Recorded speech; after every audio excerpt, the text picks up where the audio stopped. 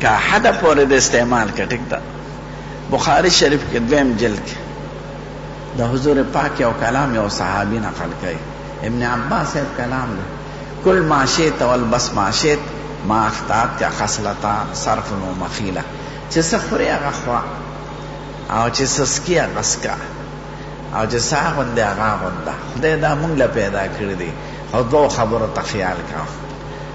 یو تکبر در کې رانه شي، بنګله کې اوسېږي او د کچکور خاوند ته سپکو نه ګورې، په موټر کې ګرځي او د ټانګې والا ته سپکو نه ګورې، یا غریب دغه ته ځان ته دا د خدای نعمت ګڼه. خدای دا تا راکړي دي، که دا نه وي نو ما به څه کولی.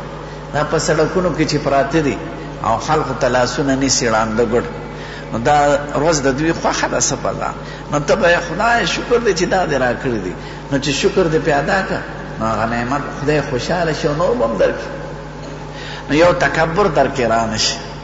تکبر دی ته وي چې بل انسان ته سپک ګوره، صرف د خپل مالدارۍ په بنیاد.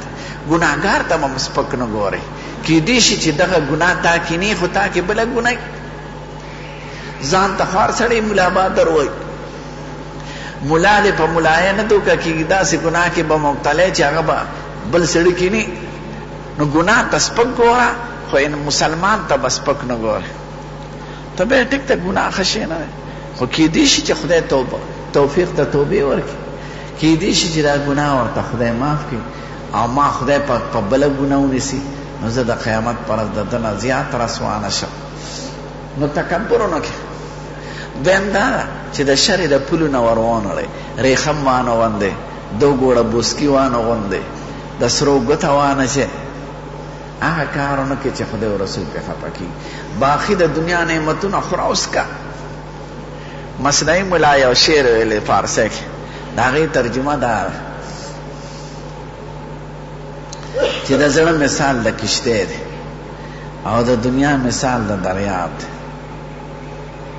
خدای دنیا نه ده منع کړی، خو تا ته وایي زړه ته مه ننواسه، ایمان پرې مه راوړه.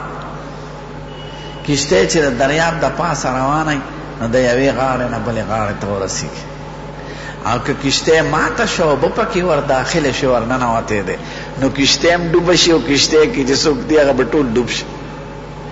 وی دا دنیا د دریاب په شان ګڼه او دا زړه د کشتۍ په شان ګڼه. د دنیا نه فایده اله خو زړه ته مه داخله.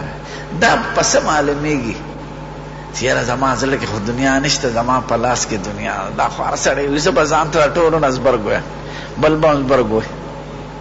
هر سړی وي یاره زما خو دنیا بدې شي، خدای دې دنیا وکړي. نه دا ستا په کردار او په عمل به معلومیږي. یو وخت دی داسې وخت چې دلته د مونځ وخت هم دی او دلته د دکان وخت هم دی، خریدار درته ولاړ دی، بانګ وشو مثلا جمع تیار، نو که دغه وخت کې د مانځه له لاړې او د دنیا کار روره دا به کېږي وروسته، نو دا واقعي د ستا لاس کې دنیا د زړه کې د نشته. او که نه دغه وخت کې د هغه مونځ پرېښه او د دنیا کار پسې مبتلا شوې، نو معلومېږي دا چې ستا زړه کې دنیا ده. نه دنیا کار ضروري دی، خو چې د آخرت سره مقابله راشي هغه وخت کې به د آخرت کار مخکې کې او د دنیا به وروسته کې.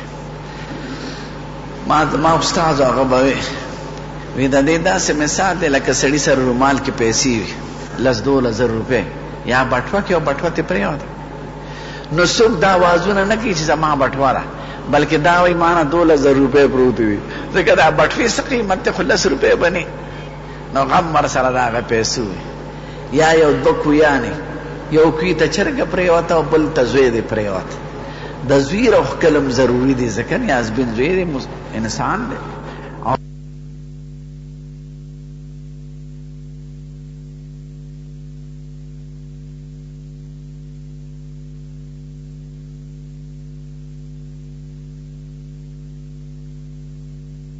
باسې بل وایي دغه وخت کې به هوښیار سړی څه کوي؟ دی به دا چرګه راوباسي او زوی به پرېږدي، او که نه زوی به راوباسي او چرګه به پرېږدي. چرګه روښکل هم ضروري دي، مال دې 80 روپۍ پې تللی دی، خو دغه وخت کې د هغه چرګې څه حیثیت پاتې کېږي نه، هغه راوباسي. نو چې سړی دې ته ګورو چې د مونږ تعلق د آخرت سره دی، یو لوی جهان روان دی او ښایسته کورونه دي او باغونه دي، نو زه به دا خریدار څه کړم؟ دا که زما قسمت دی به ما ته ولاړې، دی چېرته ځي نه. که نوکري او د مانځه وخت کې پرېږده نوکري. حضرت تانوي صاحب دا چې یو سړی پاسې وی صاحب زما افسر خو ما مانځه ته نه پرېږدي. نن هم ماله یو خط راغلی زمونږ افسر دی خدای دې ویروکي ځکه چې نیکانو علماو ته سپک ګوري او ډېر سخت خویه دی. نو که خدای دې ورته هدایت وکړي او که د هدایت حل نه خدای دې روکړي. ځکه چټۍ چې رالېږلې ده نه مې نه دي لیکلې خو شاید چې په دې مجمع کې ناست نو څه خبره ده. حضرت تانوي صاحب ته یو افسر وی صاحب افسر مې دی او هغه مې نه پرېږدي مانځه ته. وی عزت یې مانځه واقع وی نه پرېږدي. وی ښه چې اودسمات یې درشي بیا څه چل کوي. که دغه وخت کې اودسمات یې درغلې میتیاز یې درغلې یا لوی بار ته نو بیا د افسر خبره منې وي نه بیا خو نه منم په قلبي خوره. وی ښه مونځ د اودسماتي نه هم سپک دی څه د اودسماتي وخت کې خو د افسر صاحب پروا نه لري او د مونځ وخت کې لري. دا اصلي د سړي زړه کې بعضې وخت کې غلا وي. کله دی د مانځه په بانه کې وځي نو لاړ شي په هوټل کې کښېني یا د وخت نه زیات وخت لري.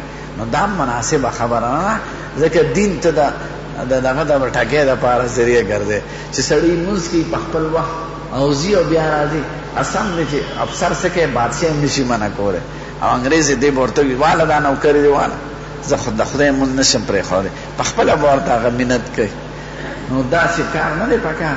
دلته سړی چې د مونځ وخت راغی او د دنیا وخت هم وي او مونځ مخکې که نو معلومه دا شي چې د دې سړي زړه کې د آخرت فکر دی او که هغه دنیا کار یې مخکې کړه نو بیا د دنیا فکر دی. دنیا نه خدای نه منع کوي. دنیا خدای موږ له پیدا کړې ده خو په آخرت باندې غالبه وامه دومره اهمیت مه ورکوه چې آخرت نه غافله شي. سر بکاف سر بلندی و بندی و بند زنده باد زنده باد زنده باد زنده باد